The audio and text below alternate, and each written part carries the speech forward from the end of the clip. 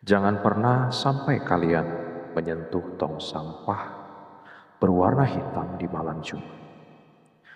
Apa yang terjadi kalau diangkat? Sungguh sangat menyeramkan. Setiap malam Jumat, suara menangis bayi dari tong sampah plastik membuat warga ketakutan. Banyak yang berani mengangkatnya, tapi mereka menghadapi nasib yang mengerikan. Bahkan ada yang menemukan bayi tersebut tertanam di tembok rumahnya. Cerita nyata ini dari ibu rumah tangga yang bernama Siti yang hampir kehilangan nyawa gara-gara berusaha membungkus bayi tersebut. Apakah ini jiwa bayi yang tidak istimewa? Atau ada rahasia tersembunyi di balik tong sampah hitam itu?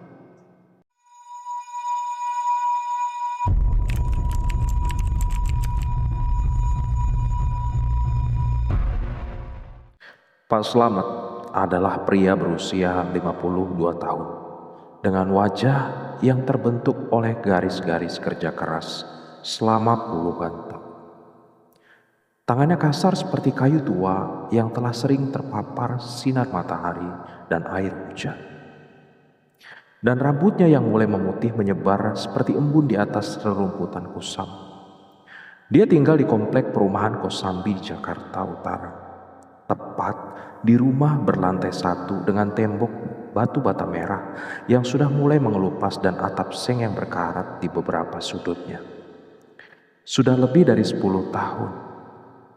Rumahnya terletak di ujung gang yang cukup sepi. Hanya diapit oleh rumah kosong yang sudah tak terurus selama 3 tahun dan tembok tinggi yang memisahkan kompleks dengan tanah kosong di belakangnya. Setiap hari Jumat malam, tepat ketika jarum jam menunjukkan pukul 19:50, tanpa terkecuali dia selalu mendengar suara yang sama datang dari arah tong sampah plastik berwarna hitam yang terletak di sudut gang belakang rumahnya. Tong sampah itu berdiri sendiri di bawah pohon jambu air yang sudah tua dan rantingnya menyebar seperti tangan yang ingin meraih sesuatu di langit malam. Permukaannya penuh dengan bekas noda kotoran dan lumut hijau yang tumbuh lebat di bagian bawah karena sering terkena genangan air. Suara itu seperti bayi yang menangis, kadang lembut seperti bisikan yang hanya bisa terdengar jika udara benar-benar tenang. Membuat telinga harus menyala untuk menangkap setiap getarannya dan kadang nyaring hingga membuat telinga berdenging seolah ada benda logam yang terus menyentuh bagian dalam telinga. Awalnya Pak Slamet mengira hanya bayi tetangga yang sedang rewel karena merasa tidak nyaman atau lapar di malam hari. Dia bahkan pernah pergi ke rumah-rumah di sekitarnya untuk menanyakan apakah ada yang memiliki anak kecil yang sering menangis pada jam tersebut. Tapi setiap kali dia bertanya, wajah tetangga akan menunjukkan ekspresi bingung dan kemudian menggelengkan kepala.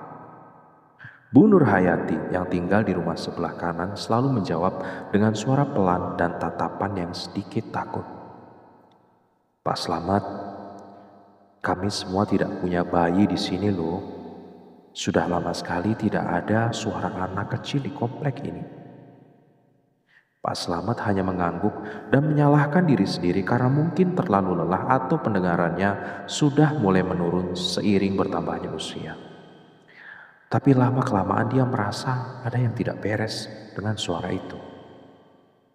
Tak seorang pun di komplek punya bayi kecil, tidak ada keluarga yang baru saja menyambut anggota baru. Bahkan tidak ada orang yang pernah melihat ada anak kecil bermain di sekitar tong sampah itu pada waktu apapun. Selain itu, suara itu hanya muncul di malam Jumat, tidak pernah di hari lain. Tidak pernah lebih cepat atau lebih lambat dari pukul 19:50. Dan selalu tepat di depan tong sampah berwarna hitam itu tanpa pernah berpindah ke tempat lain. Suatu malam Jumat yang udaranya sangat lembab dan penuh dengan bau tanah basah serta daun yang membusuk, Pak Slamet baru saja selesai makan malam yang dibuat oleh istrinya, Bu Sriati. Mereka sedang duduk di ruang tamu yang hanya diterangi oleh satu lampu bohlam kecil yang menerbitkan cahaya kuning musang. Membicarakan tentang kebiasaan aneh yang mereka lihat pada beberapa tetangga baru yang tinggal di ujung komplek. Ketika jarum jam dinding mulai mendekati pukul 19:50, Bu Suryati tiba-tiba menghentikan pembicaraannya dan menutup telinganya dengan tangan. "Suara itu lagi, Slamet," katanya dengan suara yang sedikit gemetar. Matanya menatap ke arah jendela yang menghadap ke belakang rumah. "Saya sudah tidak tahan mendengarnya setiap minggu. Ada yang tidak benar dengan suara itu." Pak Slamet berdiri dan menepuk bahu istrinya dengan lembut, mencoba memberikan rasa aman, meskipun hatinya sendiri sudah mulai terasa tidak nyaman. "Tenang saja, saya akan melihatnya. Mungkin ada barang yang terbentur atau hewan kecil yang terperangkap di dalam tong sampah," katanya dengan nada yang mencoba terdengar yakin, meskipun dia sendiri tidak percaya dengan kata-katanya. Dia mengambil senter kecil dari laci meja tamu dan berjalan menuju pintu belakang rumah, membukanya dengan hati-hati agar tidak membuat suara keras yang bisa mengganggu tetangga. Ketika dia keluar rumah, udara malam yang lembab langsung menyelimuti tubuhnya, membuat kulitnya berdiri merinding. Dia berjalan menuju halaman belakang yang tidak terlalu luas, di mana ember plastik berwarna biru yang biasanya digunakan untuk menyimpan air hujan terlupakan di dekat pagar bambu yang sudah mulai retak. Saat dia hendak mengambil ember itu, suara menangis bayi kembali terdengar, lebih jelas dari biasanya. Seolah sumber suaranya sudah berada sangat dekat dengan dirinya. Suaranya tidak lagi seperti bisikan atau tangisan yang teredam, melainkan jelas dan nyaring, penuh dengan kesedihan dan sesuatu yang lain yang sulit dijelaskan. Seolah ada rasa marah yang tersembunyi di balik setiap tangisan. Pak Slamet berhenti sejenak, menatap ke arah tong sampah yang terletak beberapa langkah di depannya. Cahaya lampu jalan yang redup di ujung gang menerangi tong sampah dengan cahaya kuning pucat, membuat bayangan tong sampah tampak lebih besar dari ukuran yang sebenarnya. Seperti sosok yang sedang berdiri diam dan menunggu sesuatu. Bayangan dari ranting pohon jambu air bergoyang-goyang seolah sedang bergerak dengan sendirinya meskipun tidak ada angin yang bertiup. Dia berjalan perlahan menuju tong sampah. Langkah kakinya terasa berat seperti tertanam di tanah dan hatinya mulai berdebar kencang hingga bisa dirasakan di tenggorokannya. 1 langkah, 2 langkah, 3 langkah. Setiap langkah membuat suara tangisan bayi semakin jelas, semakin dekat. Dia menyalakan senter yang digenggam erat di tangannya, menerapkan cahaya putih kejam ke arah tong sampah. Cahaya senter menerangi bagian dalam tong sampah yang penuh dengan tumpukan sampah kering dan beberapa kantong plastik yang belum terbuang. Tapi di sudut paling dalam ada sesuatu yang berwarna putih kebiruan yang tidak terlihat jelas karena ditutupi oleh bayangan ranting pohon. Dia berdiri beberapa langkah di depan tong tersebut, mencoba melihat ke dalam tanpa menyentuhnya. Jantungnya berdebar semakin cepat ketika dia ingin menggerakkan senter lebih dekat untuk melihat apa itu. Tiba-tiba sesuatu di dalam tong sampah bergerak. Sesuatu yang kecil dan putih perlahan mengangkat kepalanya. Dan dari balik bayangan, 2 titik cahaya merah menyala terang seperti mata api kecil yang sedang menatap langsung ke arahnya. Suara tangisan bayi tiba-tiba berhenti total, digantikan oleh suara nafas yang kasar dan dalam, seolah ada makhluk besar yang sedang bernafas di dalam tong sampah yang kecil itu.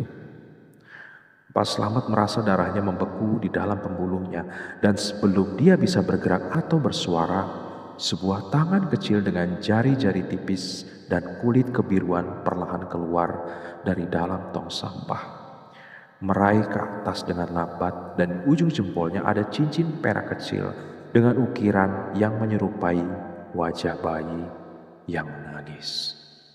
Cahaya senter Pak Slamet bergetar di tangannya saat dia menatap lebih dekat ke sudut dalam tong sampah.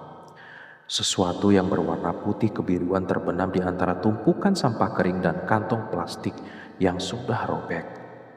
Tampak seperti kain yang lama tak terpakai atau selimut kecil yang terbuang begitu saja. Namun ada sesuatu yang bentuknya yang membuatnya terlihat berbeda.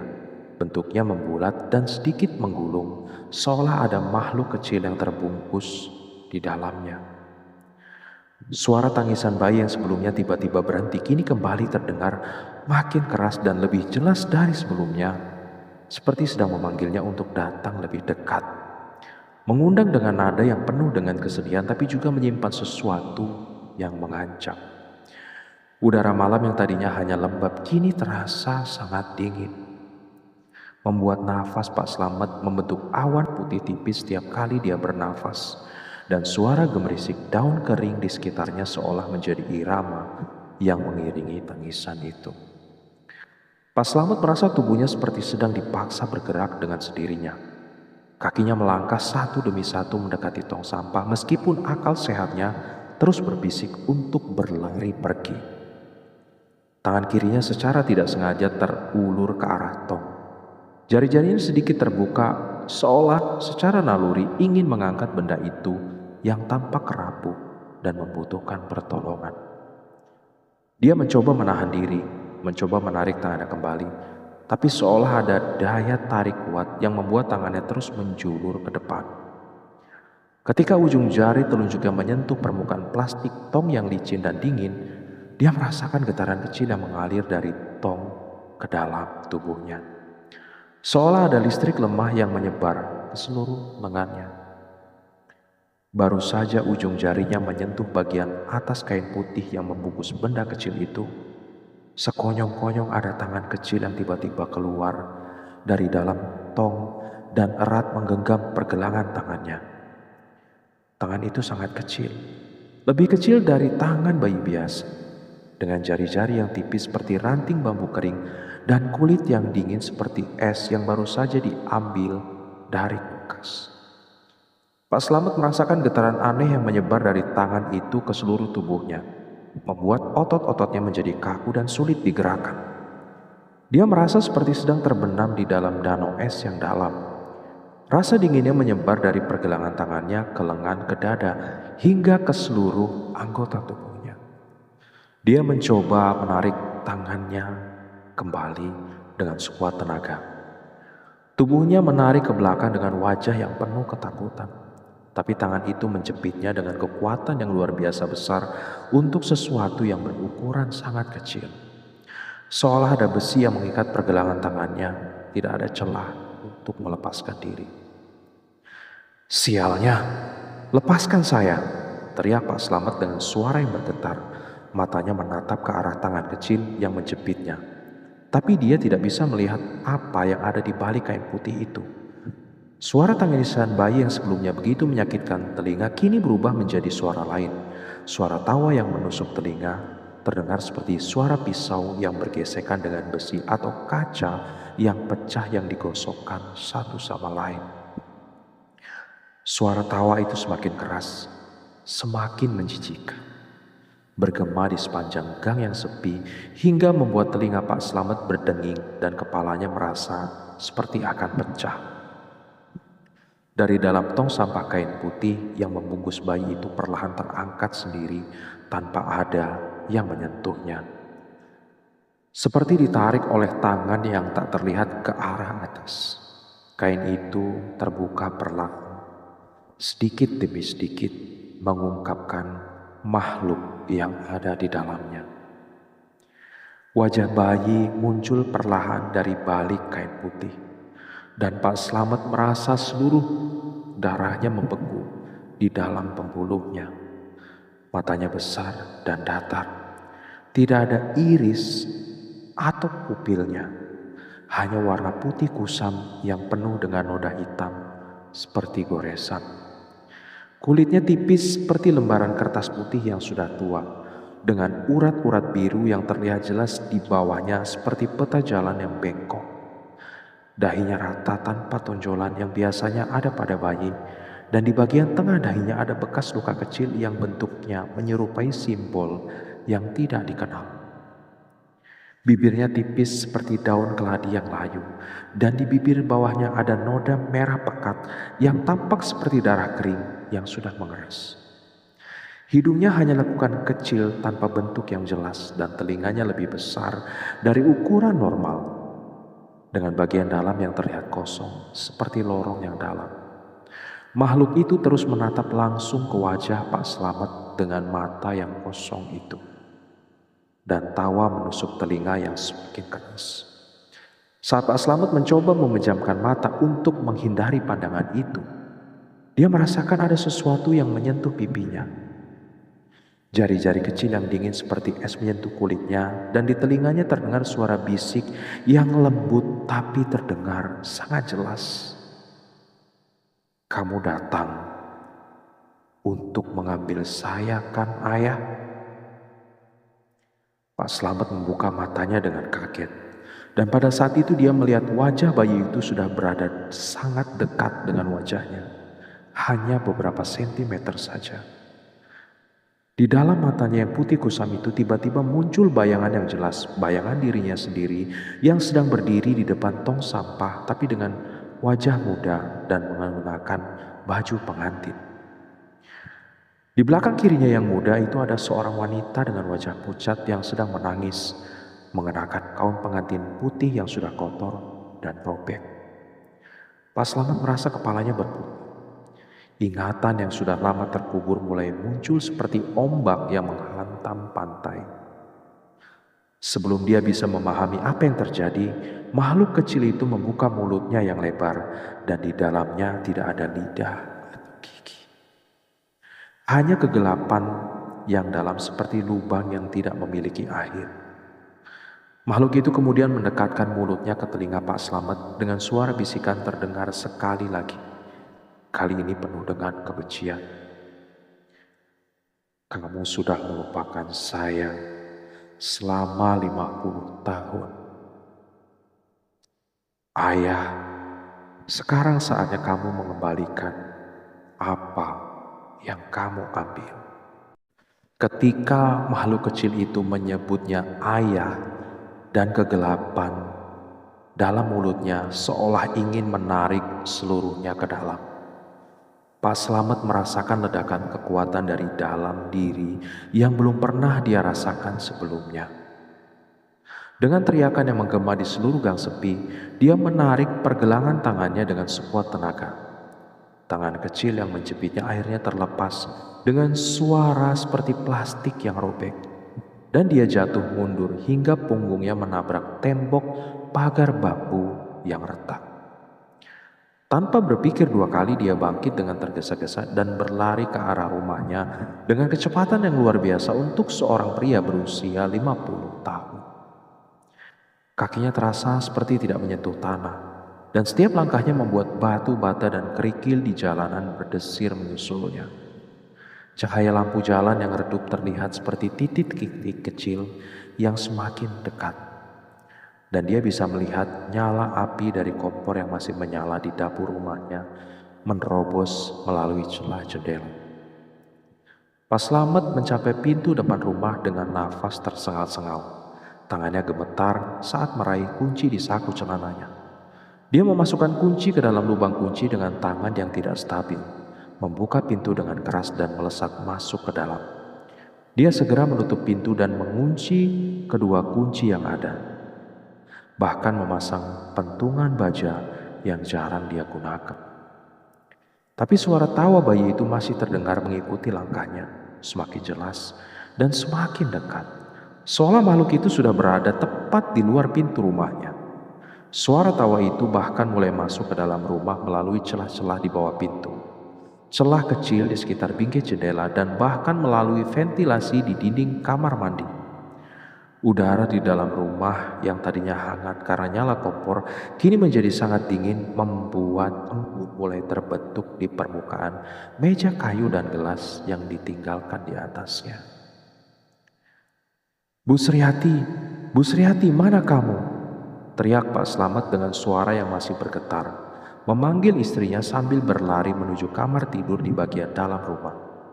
Dia membuka pintu kamar dengan keras, membuat pintu itu berderak menyentuh dinding. Tapi kamar itu kosong. Tempat tidur yang besar masih rapi dengan selimut yang dilipat rapi, dan baju-baju Bu Sriati yang biasanya diletakkan di atas kursi tidak ada di sana. Dia melihat ke arah lemari yang terbuka sedikit dan hanya melihat beberapa baju tua yang sudah jarang dipakai.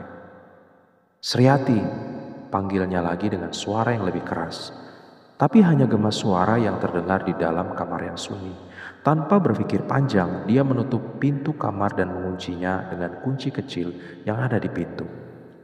Lalu berlari ke sisi tempat tidur dan berlindung di balik bantal besar yang terbuat dari kapas alam.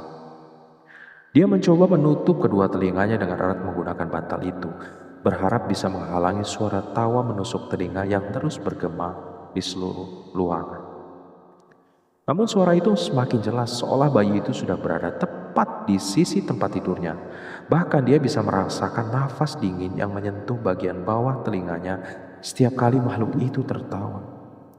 Suara tawa itu kini bercampur dengan suara bisik yang terus mengulang kata-kata yang sama. "Ayah lupa, ayah lupa, ayah harus membayar hutangnya." Pak Slamet menggigil di balik bantal. Tubuhnya berkeringat dingin meskipun ruangan sangat panas. Ketika dia merasa sudah tidak tahan lagi dan ingin melihat sekilas keluar dari balik bantal, dia merasakan tempat tidurnya sedikit tenggelam di bagian kakinya. Seolah ada sesuatu yang berat sedang duduk di sana, menekan kasur hingga membuat bantalnya sedikit bergeser. Getaran lembut menyebar dari bagian kaki tempat tidur ke seluruh permukaan kasur. Dan dia bisa merasakan bahwa sesuatu sedang bergerak perlahan ke arah bagian atas tempat tidur di mana dia berada. Pelan-pelan, dengan hati yang berdebar kencang, hingga rasanya akan keluar dari dada, Pak Slamet mengangkat kepala dan melihat ke arah kaki tempat tidur. Dan makhluk itu sudah ada di sana. Duduk dengan tegak di ujung kasur. Tubuhnya masih terbungkus sebagian oleh kain putih kebiruan yang kusam. Rambutnya tipis dan berwarna putih seperti kapas, menyebar di sekitar kepalanya seperti awan yang pucat. Mata kosongnya yang putih dengan noda hitam terus menatap langsung ke wajahnya tanpa berkedip sama sekali. Pipinya yang tipis sedikit bergerak seolah sedang tersenyum, dan noda merah di bibir bawahnya tampak lebih jelas seperti baru saja terkena darah segar. Tanpa mengeluarkan suara sama sekali, tangan kecil yang dingin itu seperti es mulai merayap perlahan ke arah dada Pak Slamet. Jari-jarinya yang tipis bergeser perlahan di atas permukaan kasur, meninggalkan jejak basah yang tampak seperti embun beku di belakangnya. Saat ujung jari makhluk itu menyentuh kain baju kerja yang dikenakan Pak Slamet, rasa sakit yang luar biasa menyebar ke seluruh tubuhnya, seolah ada ribuan jarum panas yang menusuk kulitnya sekaligus. Rasa sakit itu menyebar dari dada ke lengan, ke kaki, hingga ke ujung jari dan jari kakinya. Pak Slamet menjerit kesakitan. Tubuhnya bergoyang di atas tempat tidur, tapi dia tidak bisa bergerak sama sekali. Kulitnya mulai merasakan seperti terbakar dan dia bisa melihat bekas luka merah yang muncul di bagian perutnya. Bekas luka yang bentuknya sama dengan simbol yang ada di dahi makhluk kecil itu. "Apa yang kamu inginkan dariku?" teriak Pak Slamet dengan suara yang kencang. Matanya penuh dengan air mata karena rasa sakit dan ketakutan. Makhluk itu tidak menjawab dengan kata-kata, melainkan hanya mengangkat satu tangan dan menunjuk ke arah dinding kamar di belakang Pak Slamet. Ketika Pak Slamet memalingkan wajahnya dengan susah payah ke arah dinding yang ditunjuk itu, dia melihat sesuatu yang membuat hatinya berhenti berdetak sejenak. Dinding yang biasanya tertutup cat putih kusam kini tampak seperti kaca bening yang jelas. Dan melalui dinding itu dia bisa melihat sebuah rumah kecil yang tidak pernah dia lihat sebelumnya. Rumah dengan tembok kayu dan atap jerami yang sudah tua. Di dalam rumah itu ada seorang pria muda yang sangat mirip dengan dirinya ketika masih muda, sedang berdiri di depan ranjang kayu dengan wajah yang penuh dengan kesedihan. Di ranjang itu ada seorang wanita yang lemah dengan wajah pucat, sedang merawat bayi yang baru lahir. Bayi yang tubuhnya kecil dan kulitnya berwarna kebiruan. Di sisi ranjang itu berdiri seorang dukun dengan baju hitam yang penuh dengan simbol-simbol aneh, sedang mengucapkan kata-kata yang tidak bisa dipahami. Pak Slamet melihat dirinya yang muda mengambil bayi itu dari tangan wanita itu, lalu berjalan keluar rumah dengan langkah yang goyah. Dia membawa bayi itu ke arah sebuah tong sampah kayu yang berdiri di bawah pohon besar. Dan dengan hati yang penuh dengan keputusasaan, dia meletakkan bayi itu di dalamnya sebelum berlari pergi dengan menangis. Ketika makhluk kecil di tempat tidur akhirnya berbicara lagi, suaranya terdengar seperti suara banyak orang yang bercakap. Kamu meninggalkanku di tong sampah 50 tahun yang lalu, Ayah. Sekarang aku akan membawa kamu ke sana untuk bersamaku selamanya. Pak Slamet berteriak dengan suara yang pecah dan penuh dengan keputusasaan. Tubuhnya bergoyang-goyang saat mencoba mendorong makhluk kecil itu pergi dari atas tempat tidurnya. Tangannya terulur ke depan dengan kekuatan terakhir yang dia miliki.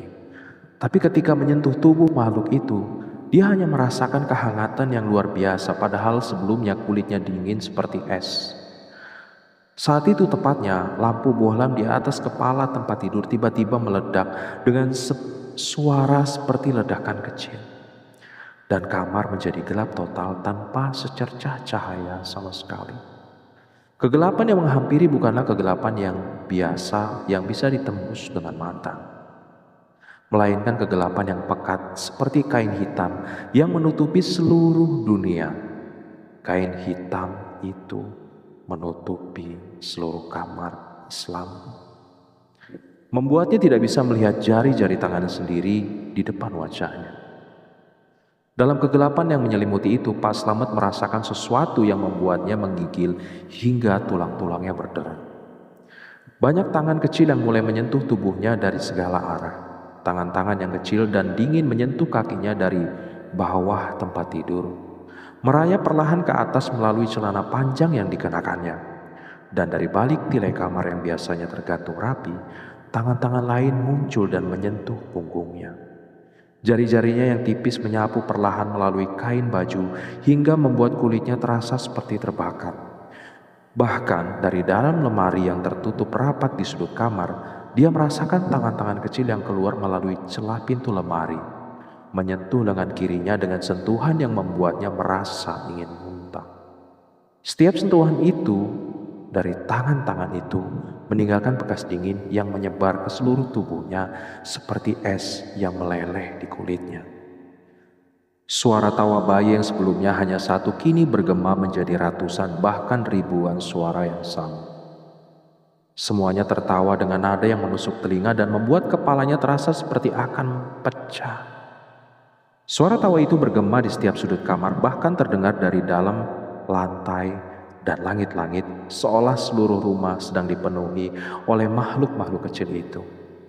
Pak Slamet merasa kepalanya berputar dan ingatan-ingatan yang lama terkubur mulai muncul dengan cepat. Dia melihat wajah wanita muda yang pernah dia cintai sebelum menikah dengan Bu Suryati.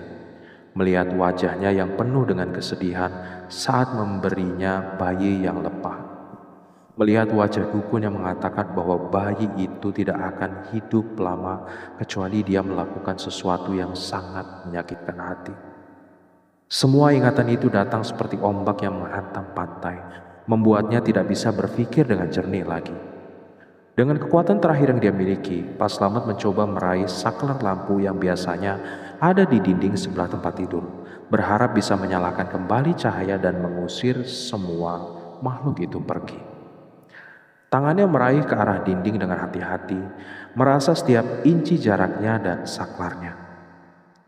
Ketika akhirnya tangan menyentuh apa yang dia kira adalah saklar logam yang dingin, dia merasa bukan logam yang diraihnya, melainkan kulit yang dingin dan lembab. dengan tekstur yang licin seperti ikan dan penuh dengan gelembung-gelembung kecil yang menyentak ketika disentuh. Dia menarik kembali tangannya dengan cepat dan dalam kegelapan dia bisa merasakan bahwa dinding kamarnya itu sudah tidak lagi terasa seperti tembok yang keras, melainkan seperti dinding yang terbuat dari daging hidup yang sedang berdenyut dengan irama yang tidak teratur. Kemudian secara perlahan kegelapan mulai sirna seperti kabut yang menghilang di pagi hari. Cahaya tidak datang dari lampu atau sumber apapun, melainkan dari cahaya putih kusam yang muncul dari sekelilingnya. Ketika pandangannya kembali bisa melihat dengan jelas, Pak Slamet melihat dirinya sudah berada di luar rumah, berdiri tepat di depan tong sampah berwarna hitam yang menjadi sumber semua masalah ini. Udara malam masih lembab dan penuh dengan bau tanah basah. Tapi kali ini ada juga bau manis yang tidak dikenal yang mengiringinya. Di tangannya ada selimut putih yang sudah kusam dengan penuh noda kotoran, membungkus sesuatu yang kecil dan menggulung di dalamnya. Tangannya bergerak dengan sendirinya tanpa dia bisa mengontrolnya, mulai membuka selimut itu perlahan-lahan. Ketika selimut terbuka dan mengungkapkan wajah bayi yang sama seperti sebelumnya, Pak Slamet melihat ada sesuatu yang berbeda. Di dahi bayi itu ada bekas luka yang bentuknya seperti angka 5 yang jelas terlihat. Bukan simbol yang tidak dikenal seperti yang dia lihat sebelumnya. Mata kosongnya yang putih dengan noda hitam menatapnya langsung ke arahnya, dan kali ini dia bisa melihat refleksi dirinya di dalam mata itu.